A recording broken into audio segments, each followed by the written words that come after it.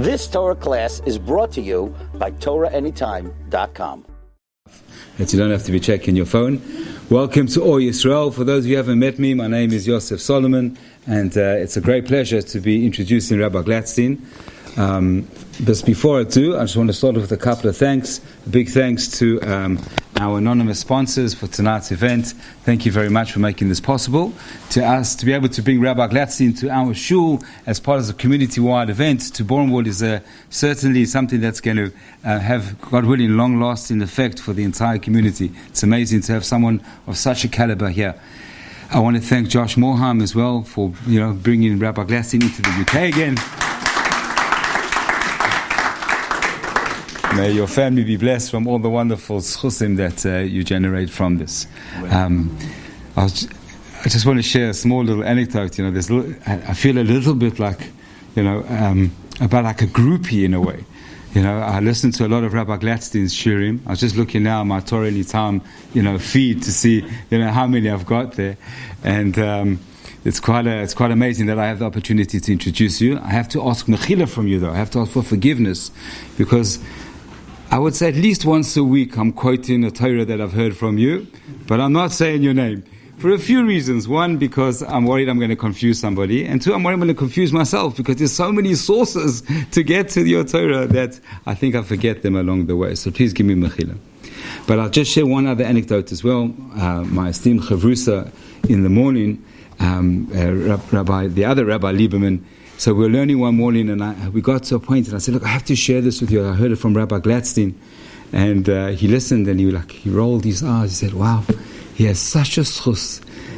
It just falls into his hands. You make so many discoveries. He's a great researcher. He's an author. He's a speaker. He's a rov. And I'm sure that he's going to wow us tonight, as he usually does. Ladies and gentlemen, Rabbi Daniel Glatstein. Good evening, everyone. Thank you so much for having me. It's such an honor to be here. I've spoken in so many places over this weekend, but I have to say, this venue is more special than any of them. Because of any of the shuls I've ever spoken at in London, this one has been the most recent.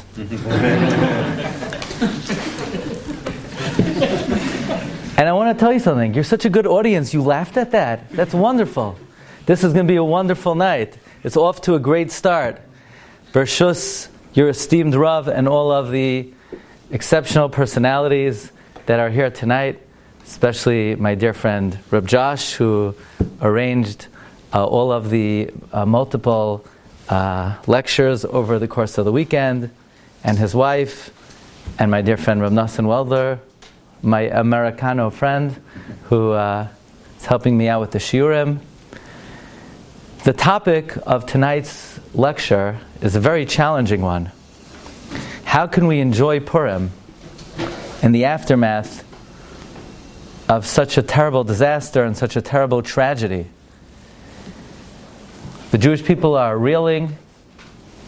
The images are still seared on our soul. The situation of the hostages rests very heavy on our minds and our hearts. And now we have the most festive holiday of the year. How can we rejoice on a Purim like this? So I would like to give you some insight by sharing with you one line of the Gemara. Did you know that there is nothing in this world like the Gemara? There is nothing in this world like Talmud Bavli. The Talmud Bavli is the heart and the soul of the Jewish people. Every single word, the Talmud Bavli was compiled by a corpus of sages that they gathered together the entire tradition of the oral law. And each word is so latent with meaning and depth and understanding. There is literally no document in the world that has ever been composed like Talmud Bavli. The amount of intellectual acumen that is needed, the emotional energy that is needed to learn the Talmud Bavli, there is no experience in the world like learning a line of Gemara.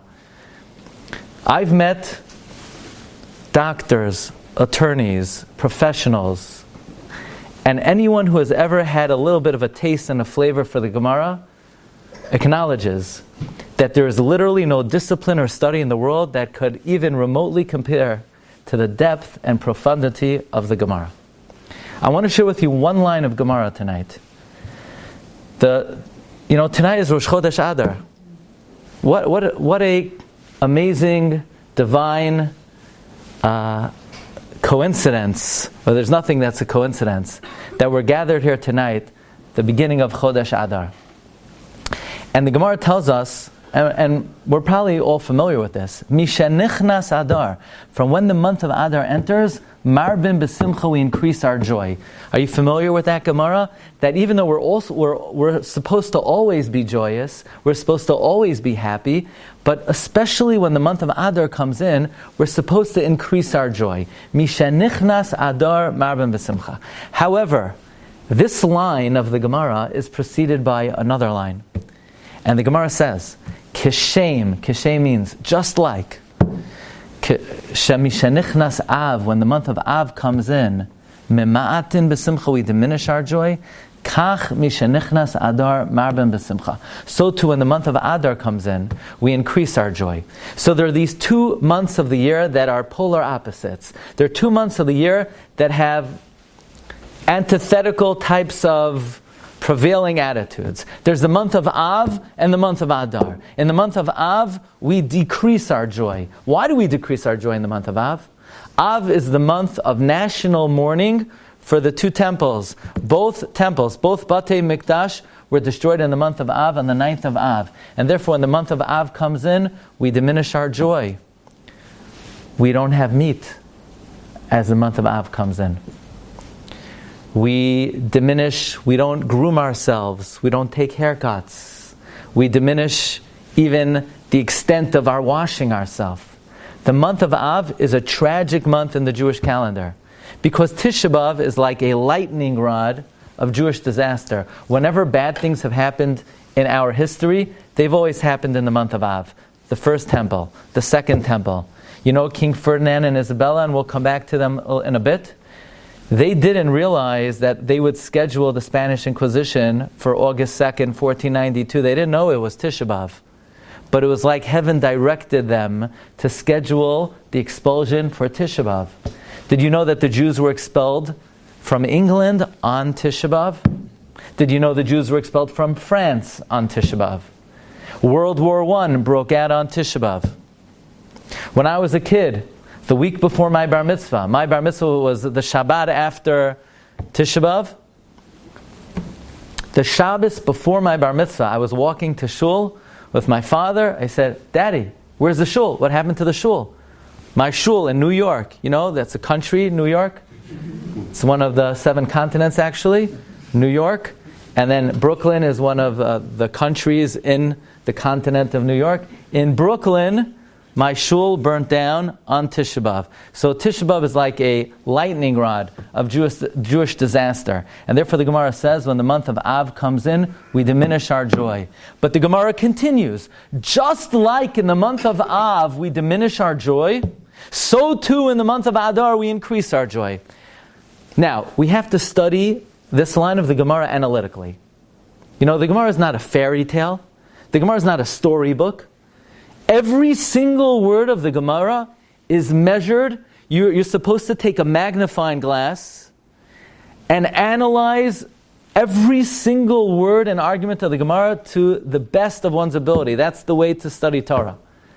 Why does the Gemara say that just like in the month of Av we decrease joy, so too in the month of Adar we increase joy? We know why we increase joy in Adar. Adar is the month that God saved the lives of the Jews from the evil plans of Haman. Why is that dependent? Why is that connected to? What's the connection between the decreasing of joy in Av and the increase of joy in Adar? Why is one dependent on the other? If you're supposed to be happy in Adar, be happy in Adar. It's irrelevant, irrespective of what we feel and think in the month of Av. Why does that affect how we accord ourselves in the month of Adar? Why does the Gemara say, just like we diminish joy in Av, so too we increase joy in Adar? So I want to share with you an interesting halacha. This is not a well-observed halacha. And the commentaries discuss, why isn't this so observed today? Actually, when we moved into our house, and we repainted, so we had the opportunity to observe this halacha. There is a halacha that every home that is renovated or redone or built should have an area opposite the entrance that is left unfinished to commemorate the destruction of the temple. So when you walk into my house, some people, I have a nicer one, the painter made it very even. It's a very nice, even, empty box. Okay, that's maybe getting away with it a little bit, but at least we have an area in the house to commemorate the destruction of the temple. You walk into the house, on the right wall, there's a very nice, even, unpainted. I'm a neat guy, so I don't want to have a messy, unpainted box, but we have a very even, unpainted box. Zeicher l'chorban. It's called to commemorate the destruction of the temple. Actually, Shulchan Aruch writes, and I haven't seen anyone observe this, and there's a question, why don't we observe this anymore? Every meal you leave an empty setting on the table. Zeicher l'chorban, to commemorate the destruction of the temple. Now, I haven't seen anybody do that, and it's a question, why is this not observed anymore? But technically speaking, at every meal, there should be an extra setting, placemat with a plate, empty, to commemorate the destruction of the temple. Should you do this on Shabbos? Yeah. Should you do this on Yom Tif? Yeah. Is there any exception? Is there any day of the year that you don't remember the destruction of the temple? Yeah. One of the great Achronim. The Achronim was the era of the later authorities from about the year 1500 until today. One of the great Achronim, Rabbi Yaakov Emden, he writes, there is an exception to the rule. There is one meal during the year that you do not commemorate the destruction of the temple. Purim Suda. Very good, excellent. You do not commemorate the Purim Suda. You do not commemorate the destruction of the temple at the Purim Suda. Why would that be? Why would we not commemorate the destruction of the temple at the Purim Suda? It's a great mystery. So I would like to help uncover this great mystery. One of the most, and I'm going to leave it to your rabbi, because I conveniently could say anything, and then I leave. I go back to the continent of New York. Actually, I don't live in Brooklyn anymore. I live in a different country. It's called the Five Towns, Long Island. And I'm going to leave all the hard questions for your esteemed and distinguished rabbi. But I want to bring to your attention, there is a mitzvah on Purim that is probably the most difficult mitzvah in the Torah to explain. There's actually a mitzvah on Purim to drink wine. But the way the Gemara describes the extent of how much one should drink on Purim, and this has become, I'm sorry I'm bringing this up, for young men in the yeshiva, this has become a favorite mitzvah, so to speak, and we have to try to explain the proper way of fulfilling it. But the Gemara says one is supposed to drink wine on Purim to the extent ad delo yada, till you don't know the difference bein Ar Haman u'Baruch Mordechai. You don't know the difference between cursed is Haman and blessed is Mordechai. And all the commentaries try to explain, how could there be such a mitzvah to drink so much? In Judaism, the most important thing that we value is our intellect and our ability to rational decision. And now here, there's a mitzvah to drink so much wine where you lose. Even if you drink, a few ounces of wine, you can't drive a car, right? You're impaired. And what the Torah wants us to drink so much on Purim, we don't know who the good guy and who the bad guy is. So the commentaries have many ingenious ways of explaining this halacha, including, in Hebrew, every Hebrew letter is ascribed a numerical value. Gematria. You see, in any other language, letters are letters and numbers are numbers. In Hebrew, every Hebrew letter is ascribed a number. So the gematria, the numerical value of Ar Haman, cursed is Haman, is equal in numerical value to Baruch Mordechai. I'll just give you an example. Aleph is equal to 1, Beis is 2, Gimel is 3, and so on and so forth. Yud is 10, Chaf is 20, Lamed is 30, Mem is 40, Kuf it goes from to 90, Kuf becomes 100, Reish is 200, it goes like that. The numerical value of Baruch Mordechai and Ar Haman are equal, so once you've drank enough that you can't calculate that equivalency anymore, you've fulfilled your obligation. Now most people couldn't do it even if they would drink apple juice. Most people, they drink a cup of orange juice and they can't calculate that anymore. Most people haven't passed third grade mathematics yet. But what's the deeper meaning behind this mitzvah? That we're supposed to drink on Purim to an extent where we impair our mental faculty.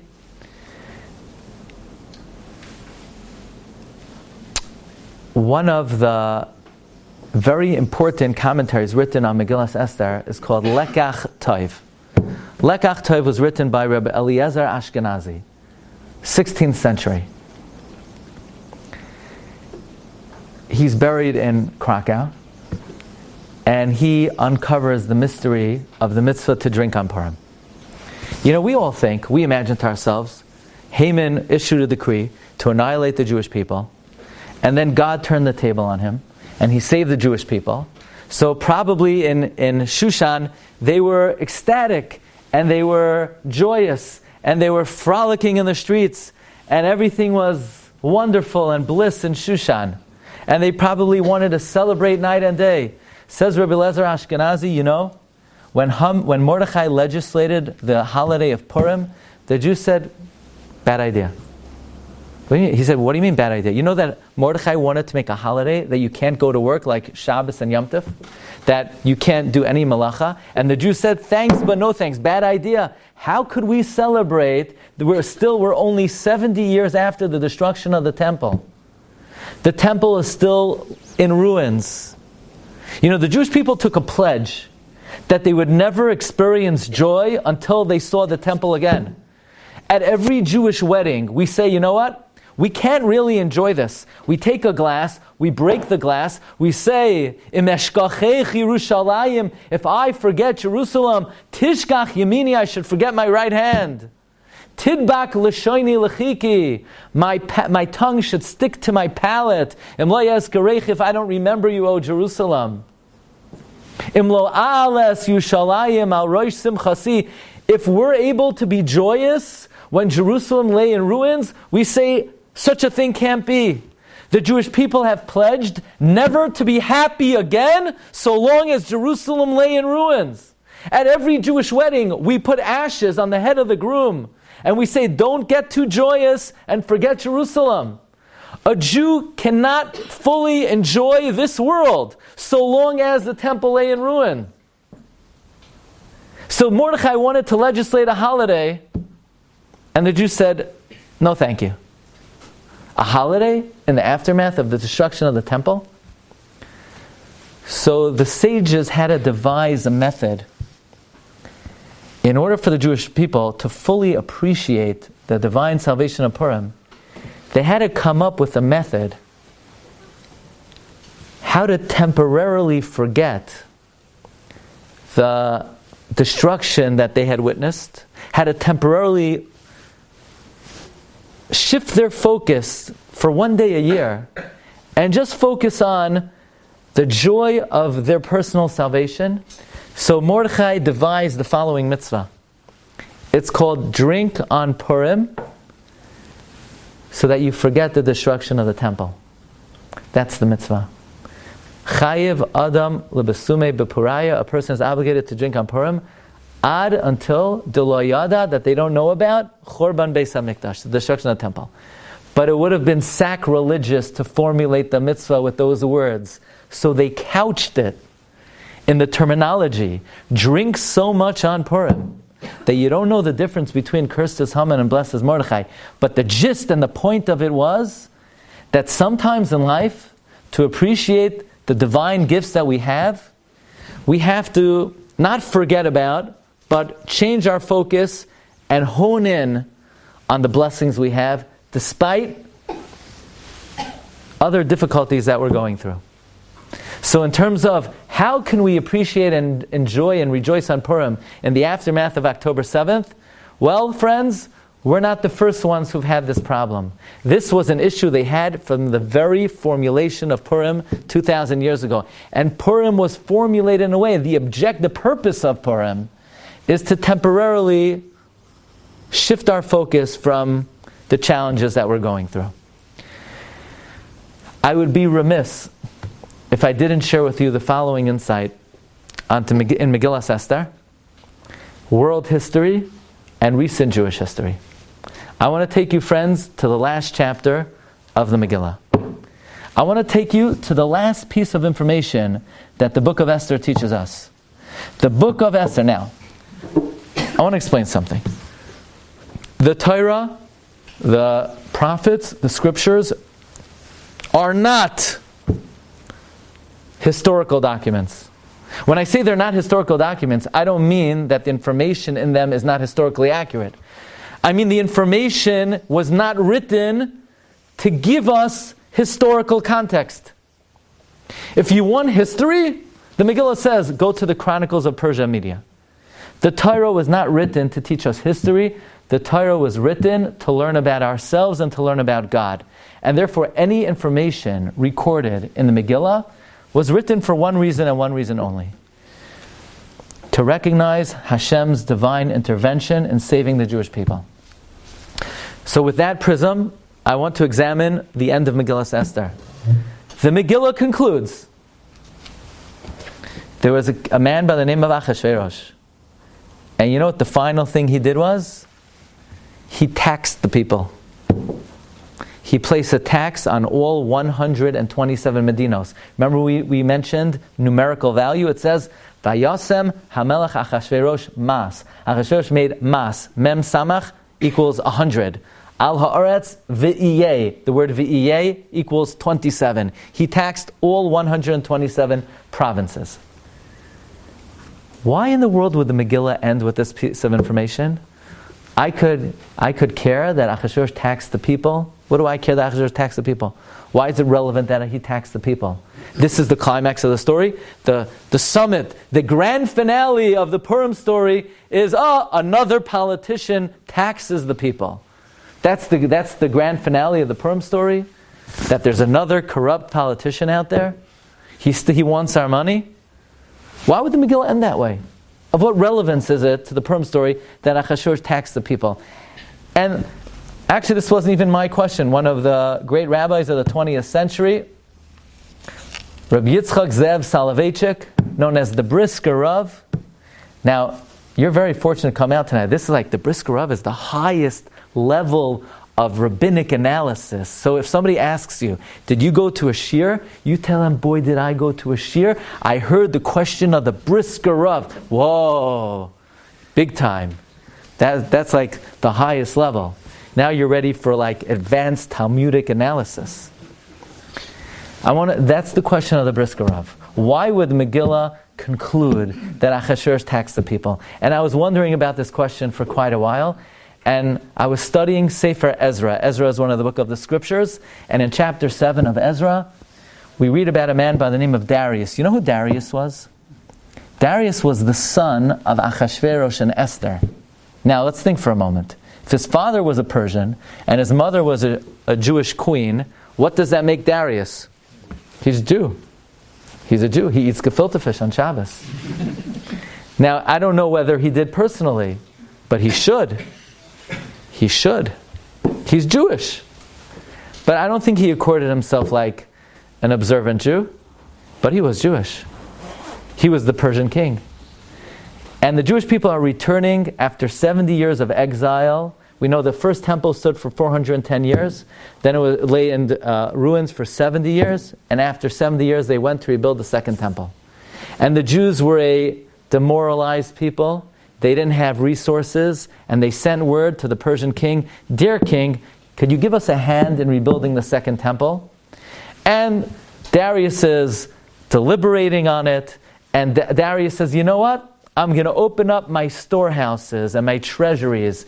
And in Sefer Ezra we read, Darius opened up the treasuries of taxes to fund the building of the second temple. And I ask you, where did Darius get all this tax money from? The answer is because his dad was Achashverosh. And Achashverosh died, and his son Darius inherited the money. And Darius now uses that money to fund the building of the second temple. But now look how the Purim story has come full circle. Because we know the Megillah begins that Achashverosh is having a big party.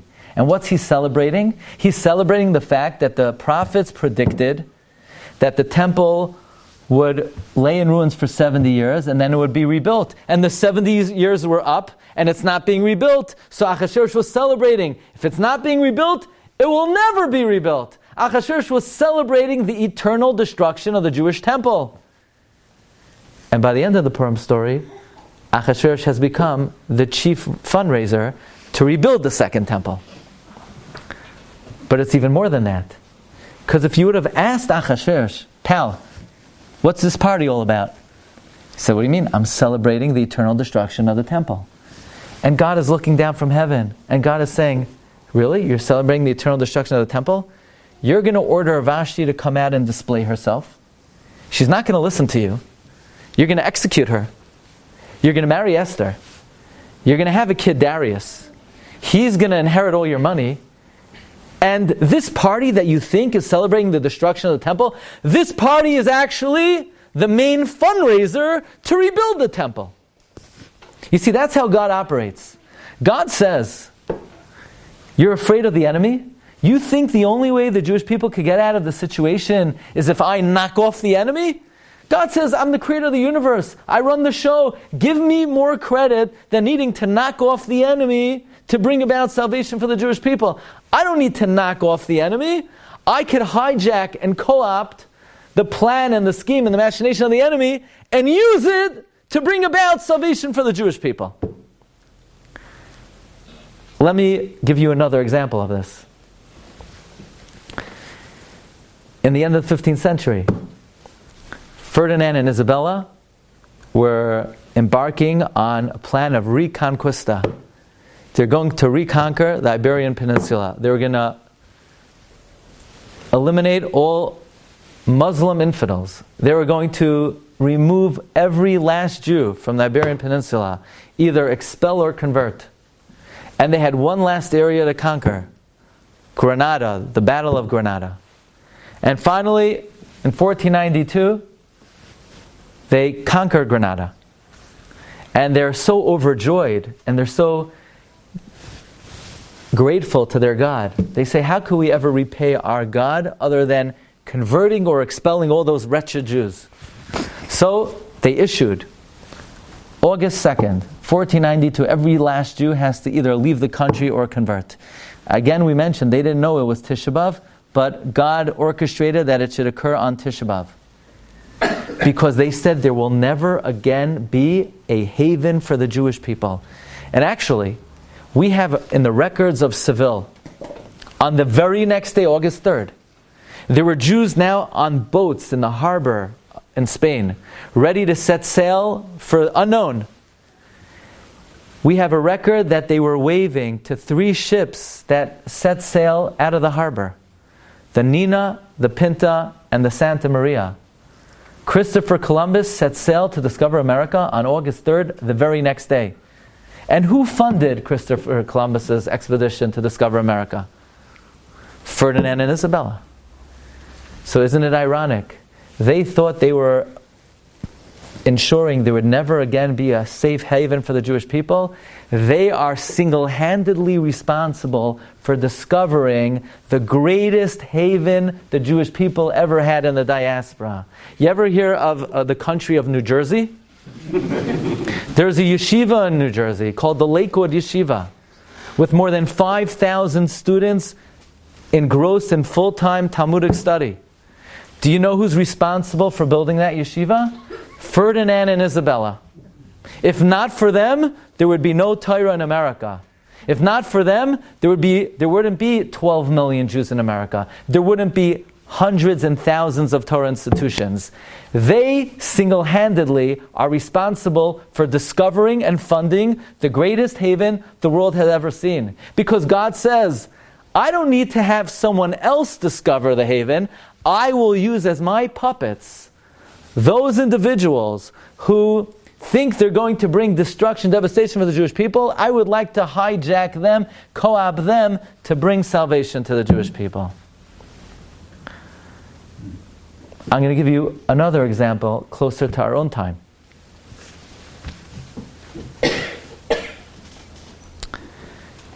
In 1948,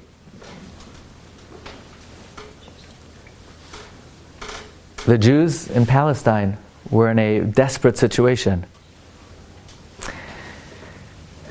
They were facing the war of independence. They don't have arms. They don't have ammunition. They don't have weapons. So, if I were to ask you, who is the greatest butcher in the history of the world? He perhaps even surpassed Hitler.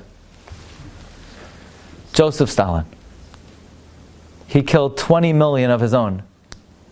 And we're going to see soon he had planned a Holocaust in Russia for 1953. I'm going to discuss that soon. And the biggest butcher, worse than any other country for the Jewish people in our history, by far Russia. In the 19th century, the plan was to eliminate the Jewish population in Russia by killing a third, expelling a third, and converting a third. Since the founding of the State of Israel, no country has been a greater source of aggression or funder of terrorism than Russia. And yet in 1948, Stalin got the craziest idea in his head.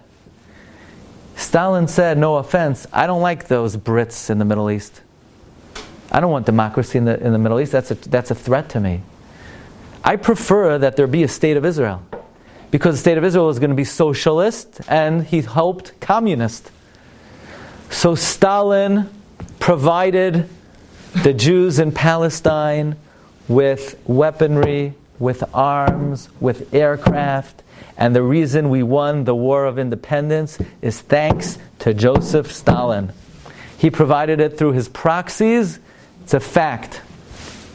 Moreover, when there was a vote whether the State of Israel be recognized, because of Stalin's vote, it was ratified. Stalin voted there should be a State of Israel. God says, you give me the Russia, you give me the terrorists, you give me the plan, you give me the machination, and I will hijack and co-opt those individuals and that very plan to bring about salvation for the Jewish people. And if you ask, why does God operate that way? Because we're in the Gullus, we're in the diaspora. We don't live when the temple stands. We don't see open miracles. So God is, so to speak, behind the scenes. But Hashem says, I need to give you some clear demonstration and manifestation of my reality. The greatest demonstration of the reality of HaKadosh Baruch Hu in this world is this mode of operation where God takes the wicked man, He takes his plans, his machination, He co-opts them and uses it against him. Let me conclude by sharing with you one more historical account. We have a tradition that the Jewish calendar is a living calendar. What do I mean by that? When we have a Pesach Seder, and the kids ask, Dad, Mom, what are we talking about tonight? What's this all about? So don't say, 3,300 years ago we were slaves in Egypt, and now 3,000 years later we're commemorating what happened. What if your kid says, hey Dad, I can't even remember what happened last Tuesday. So now what? We have a 7-day holiday to commemorate 3,300 years ago. But the real answer is the Jewish calendar is a living calendar. Because whatever God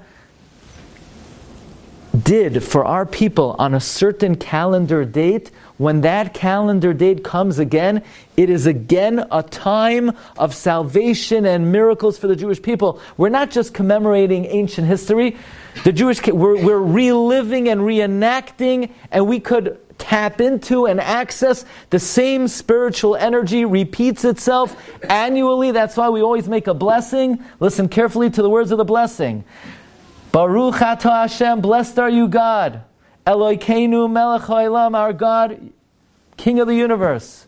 She'asa nisim la'avoseinu, you perform miracles for our forefathers. Bayomim ha'im, in those days, bazman hazeh, and in this very time that we're in right now, meaning we can now access and tap into that miraculous time annually.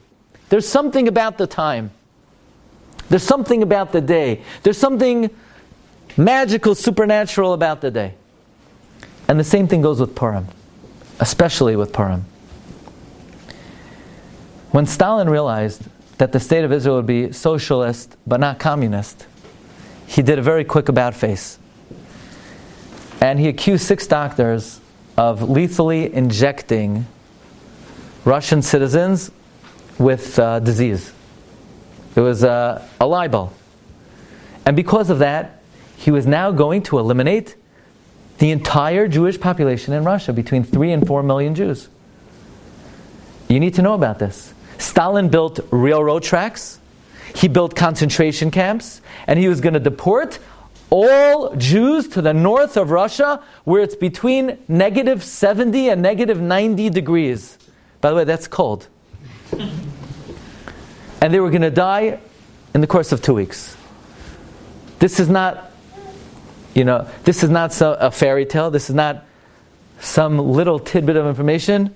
This is open, documented fact. Stalin had the plan in place. It was going to take place shortly after Purim, 1953, in the month of March. It was now March 5th, 1953. And there were 12 Russian refuseniks in a lager, in a camp. And there was a rabbi by the name of Rabbi Yitzchak Zilber. He was a renowned refusenik. And it was the night of Purim that year. The day before Purim was Shabbat. Purim was Saturday night. And that Saturday night, Rabbi Yitzchak Zilber reads the Megillah to these inmates, and he tells them, do you understand what we just read? We just read about the salvation of the Jewish people from a Stalin of 2,000 years ago, from Haman. He decreed to destroy us, and very quickly, God turned the tables on him. So he did it then, he could do it now. And there was a prisoner there that almost killed Rabbi Yitzchak Zilber. He almost punched him out. He said, Rabbi, what are you telling us nonsense about a story that happened 2,000 years ago? Of what relevance is it today? Do you know who Stalin is? Stalin is a bull. He's made out of steel. Whatever he plans, he executes. He carries out. He has the concentration camps. He has the railroad tracks. We're done. Russian Jewry is done. He's going to finish off what Hitler didn't accomplish. And Rabbi Yitzchak Zilber said at 7:50 p.m., March 5th, 1953, Stalin is flesh and blood. No flesh and blood knows what will be even in 30 minutes. In the morning, this prisoner came running over to Rabbi Yitzchak Zilber. Are you a prophet? Do you know what happened last night? At 8:23 p.m., 33 minutes after you said Stalin doesn't know what's going to be in 30 minutes, Joseph Stalin, the man of steel, had a stroke. He's paralyzed. He can't even talk anymore. And Rabbi Yitzchak Zilber said, if I know Psalms by heart, if I know Tehillim by heart, it's because God implanted in my mind the whole Sefer Tehillim. I recited Tehillim again and again and again and again for 72 hours until Stalin dropped dead. And if you ask, could you pray for someone to die? Yeah, you could pray for Stalin to die. And Stalin died shortly after Purim, but he had his stroke the night of Purim, 1953, in a modern day open miracle for the Jewish people. And not only that, the doctors that were imprisoned, the guards, the officers of Russia were in such shock, they abandoned the prisons. The doctors literally walked out of their prison cells. Look it up. Fact check every detail I told you. 71 years ago, on Purim, a modern day Purim miracle. But the story continues, because the president of Czechoslovakia, who is also no good, he actually had recently allowed 100,000 Jews to go to Israel, and Stalin was so upset at him that he pressured him, so the president of Czechoslovakia had to shoot with his own hands 16 of his government members, and he felt bad that Stalin died, so he went to Russia, he went to the funeral, he stood over Stalin's body, he had a heart attack and he dropped dead on the spot. So he killed 2 birds with 1 stone. In Yiddish we say, Zwei kaparas von ein Tag, 2 atonements on 1 day. That's a modern day Purim miracle. If you remember in the Gulf War, Purim, a great simcha on Purim, modern day Purim. Judaism is not about reliving the past. It's about living the present. All the spiritual energy that occurs on certain days of the year.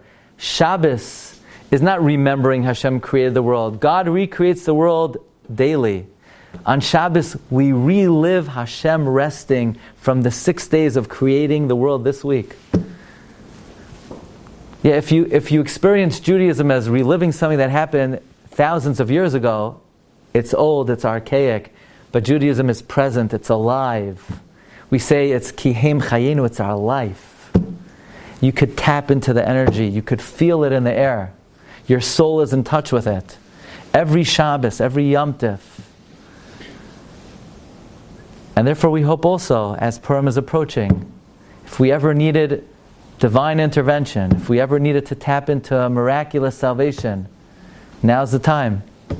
We look forward, we anticipate, we're confident, we have bitachon, we trust in our Father in heaven. You know what the central principle of the Torah is? That the Jewish people are the beloved children of Hashem. And as much as you love your children, as much as you love your spouse, Hashem loves the Jewish people even more. So especially this month of the year, the month of Adar, Mishanichnas Adar Marbin B'Simcha, it's a challenging time, so Adar cannot have come at a better time. So Be'ezrat Hashem, we look forward to B'sarot Tovot, to happy occasions for the Jewish people. Be'ezrat Hashem, Hashem should watch over all of Klal Yisrael, all of Am Yisrael, wherever they are, all over the world, especially in Eretz Yisrael, and we should all hear good news in our own families, in our communities, and in Eretz Yisrael. Thank you so much for listening. I wish everyone a Purim Sameach and Bracha V'Hatzlacha. Thank you very much. You've just experienced another Torah class brought to you by TorahAnytime.com.